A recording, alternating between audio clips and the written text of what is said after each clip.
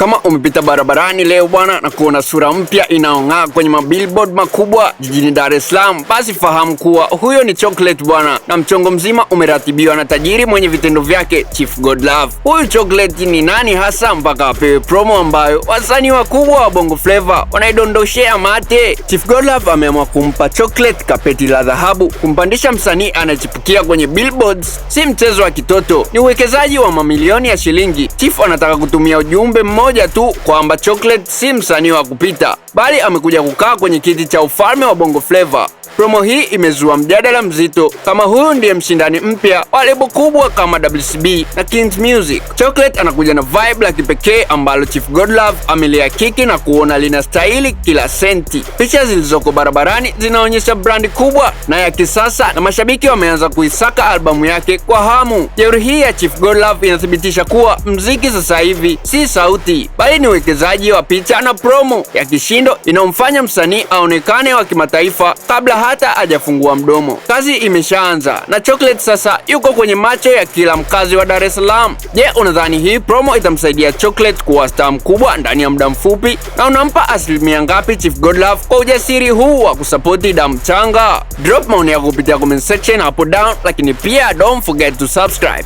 like, share, turn on notification ili uzidi kupata update ya matukio mbalimbali yanayojiri every time hapa Big Bongo TV. I'm out.